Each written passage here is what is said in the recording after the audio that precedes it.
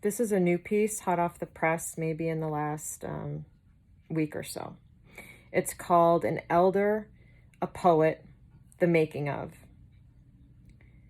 We don't become ourselves all at once.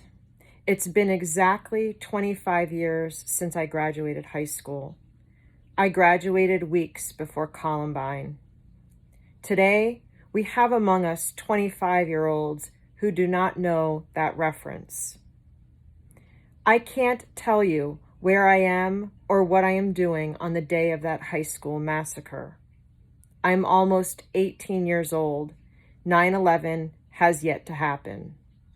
Barbara Walters, Matt Lauer, Ann Curry tell us about the atrocities between Israel and Palestine on the 24-hour news cycle, CNN, NBC, ABC, and Fox.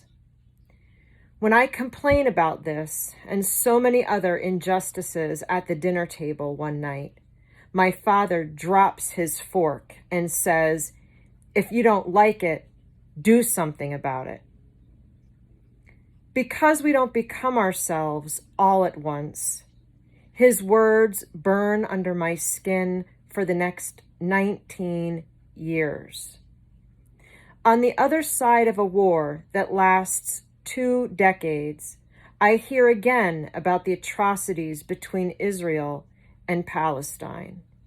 Tents pitched on Ivy League campuses ahead of graduation undermine our long-held illusions of order. 20-year-old students chant in a language not their own about wanting their mothers to become the mothers of suicide bombers. My father has been dead for 2 years now. Lung cancer, chain smoker. Do something about it, I hear him say from the grave. And because we don't become ourselves all at once, today I write poetry. We can't become something we are not.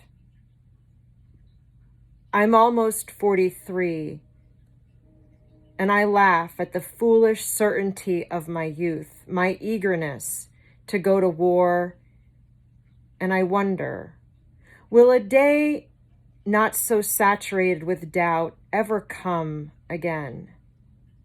Is this the wisdom no one dares to speak of? Where are the people who walk around with this under their skin, along with the ashes of everything their father ever said to them? How do we find each other?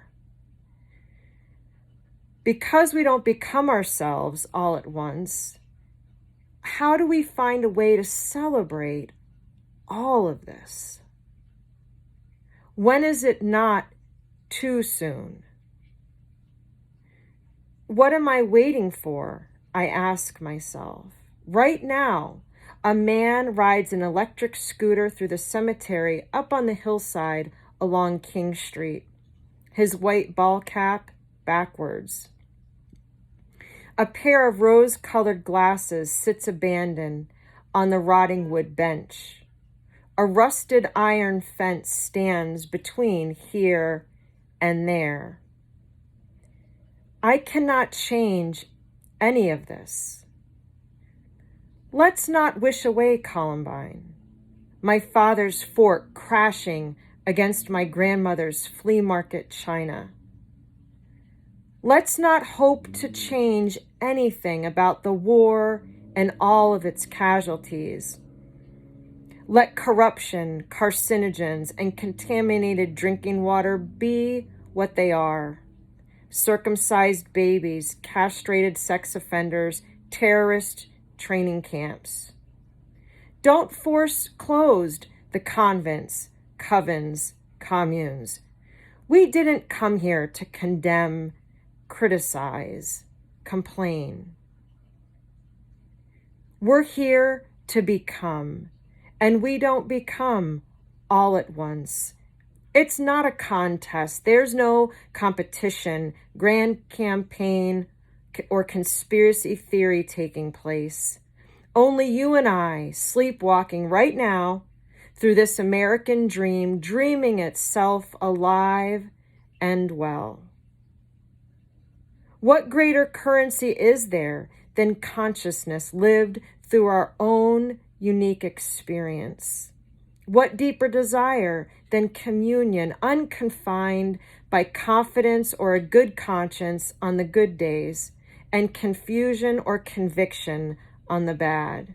Meanwhile, every day empowered by our self-control and personal constitution, so created in one perfect image, becoming.